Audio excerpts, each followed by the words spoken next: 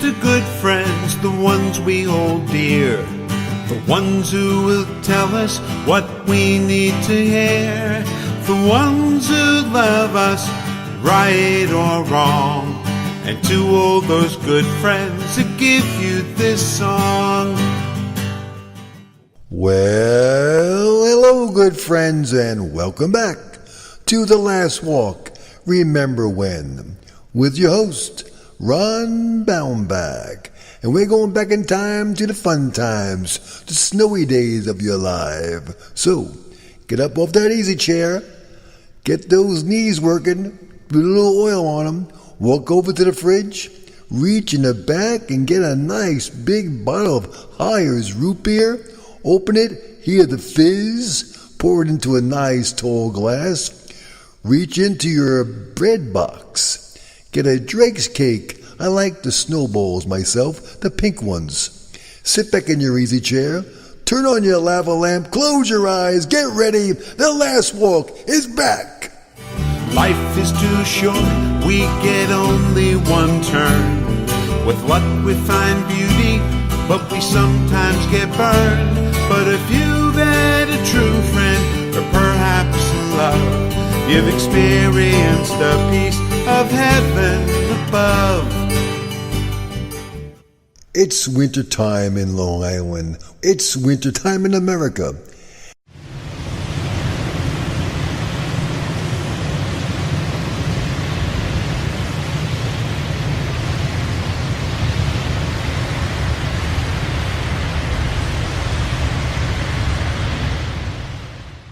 I recall back with fondness to February of 1958. I was a mere 8 years old, and I was thrilled. There was a series of snowstorms that caused us to have off from school, meaning we could do one single thing all day, and that's called play. The best four-letter word ever made. The crowning of the King of the Hill was awaiting us. Remember that game, the King of the Hill? Who would be strong enough to knock the king off the top of the tall piles of snow in front of the homes on our block, Houston Avenue? Reflecting back, the snow always seemed to come down heavier and last far longer back when we were kids than when we grew up. It may not have been, but for some reason, obviously we were a lot shorter than we are now. Obviously our perspective was very different, and obviously we wore mittens, and we could move our fingers around inside those mittens, and we wore those galoshes on our feet and our snow pants, and you could hardly move. You felt like the Tin Man from The Wizard of Oz. You had to get all bundled up to keep the heat inside your body as you're outside. But we lasted for a long time. As the snow came floating down from the skies, we stick out your tongue, catch a little bit on your tongue. It was a heavenly scent of a gift from God. So we wore our boots, our snow pants, our mittens, our scarves, our wool hats, and earmuffs. We were fully prepared to take on the white manna from heaven. We couldn't wait to go outside and hurtle ourselves into the fluffy, cold cotton on our lawns. We made snow angels, snowmen, and igloos. They became a block event, the igloo you made. Someone always had a special wooden sled with the red blades. I think it was a rider or some kind of blade, the Easy Rider. Somebody out there knows that. We would run and slide down the street on this incredible ice machine that we could ride down. It was a two-legged thing. You hold down the front, had a handle, you turn it, and you could make it twist and turn. Then along later on came these plastic dishes. People would jump in. But whatever it was, the Easy Rider, whatever that thing was called, that was by far the best. Now, our block, we're thrilled. Everyone was out. All the kids were out. It would be an incredible day. It could have been the Olympics of 1958, but they didn't have one back then in 58. They waited every 4 years. The next one would be 1960. Now, our block wasn't that steep. It was pretty smooth, pretty straight and narrow right down the street. So if you wanted to really go down a hill, you would have to big a ride to get somewhere, there were two favorite roads that had the best hills. Coolidge Street in Mineola had an incredibly strong, steep slide down the road, and William Street in Wilson Park was awesome. Those were the hills you wanted to go on and take your sled down those incredible hills and challenge your friends and family to who can make it down the hill the first. It was fun. Oh, those were the days. But before we could go out and play, there was always work to be done.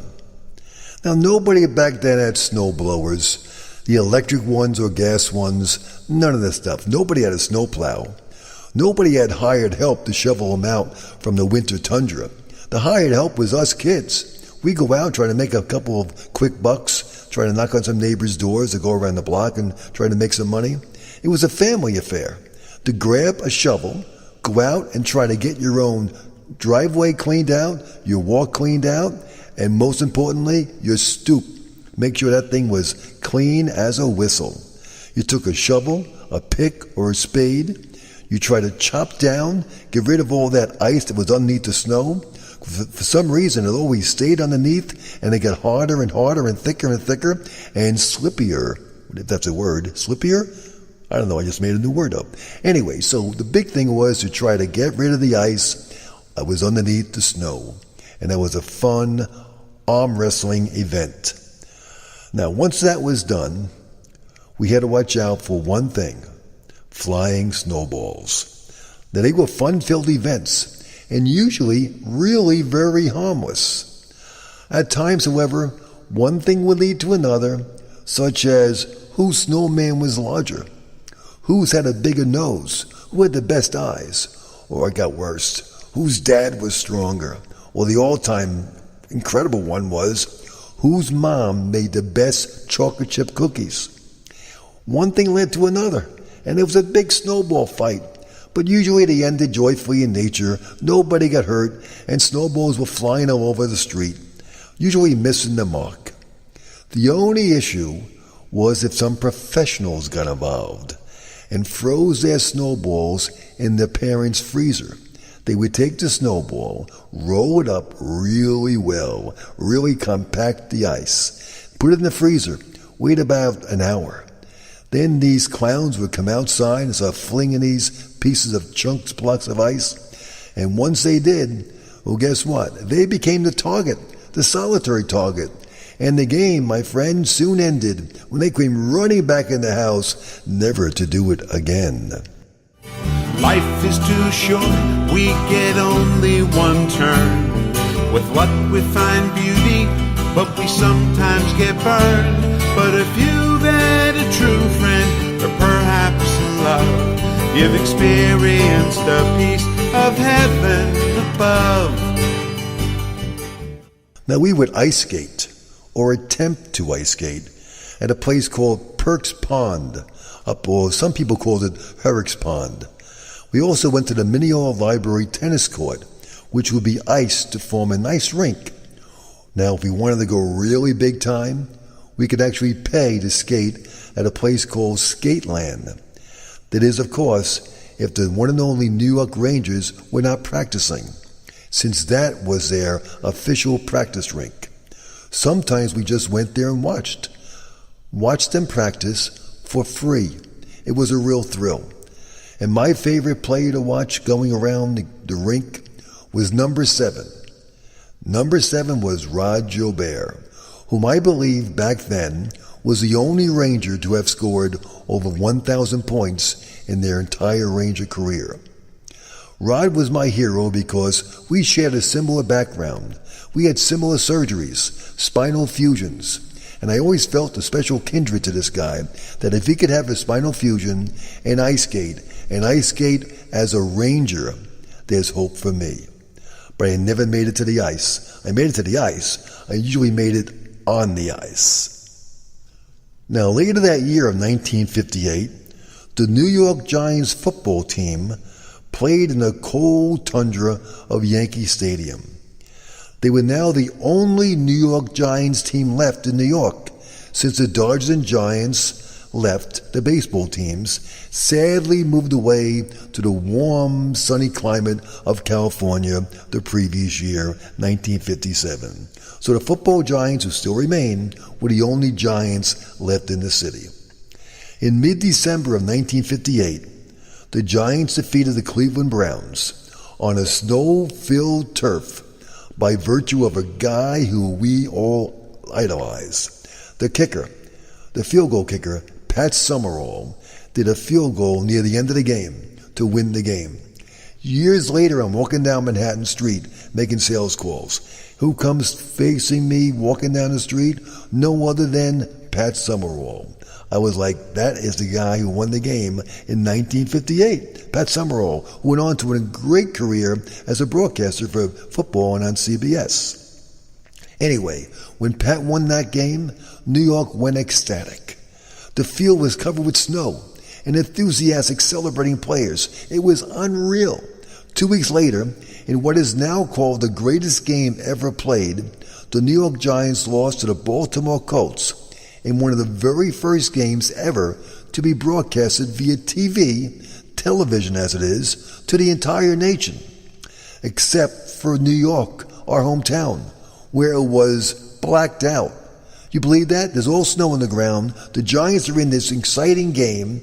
It's a national championship great game, the greatest game ever played, and we couldn't see it on TV. But thanks to the miracle of radio and the credible voice, I think it was Marty Glickman or Bob Wolf, one of those iconic great announcers, we got to see, quote unquote, the game on the radio. A tremendous game. And once it was over, what do you think we did? We went outside, it was snowing. Gotta get my sled. Let's go play in the snow. The Giants didn't win, but it was a great game. Oh, I've been so lucky and I've been so blessed. In spite of my failings, I've found success. For I've known love and I've known good times. And I have known friendship and written some rhymes. Now, years later, we got our vengeance back against Baltimore Colts. It wasn't the Giants, though. It was the New York Jets in Super Bowl number 3 when we got together and they beat them. Weeb Eubank and Joe Namath, Broadway Joe, beat the Baltimore Colts on Super Bowl. So get ready for the next Super Bowl number 51 coming up real soon. Enjoy the game. New England versus Atlanta. Who's going to be the champion of the Super Bowl?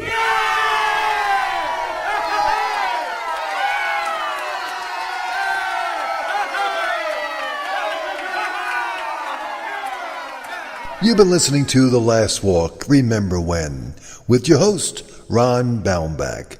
And the song you've been hearing has been Here's to Good Friends, written, sung and composed by our good friend Paul Casone. And a special thanks goes out to my great friend Mike, from his studios in his basement in the state of Tennessee, for all the hard work on making our voice and production sound so much better. The Last Walk on a Block is available on Amazon.com and BarnesandNoble.com. It's in Nook, print and Kindle versions. In addition, Ron Baumbach's available to talk to your group about the people, places, and things from the 1950s, 60s, and 70s. If you're interested, we have a great time. Reach out to Ron and we'll do our best to be there. In the meantime, have a great week. See you next time on The Last Walk. Remember when. Here's to good friends, the ones we hold dear, the ones who will tell us what we need to hear, the ones who love us, right or wrong, and to all those good friends who give you this song, and to all those good friends who give you this song.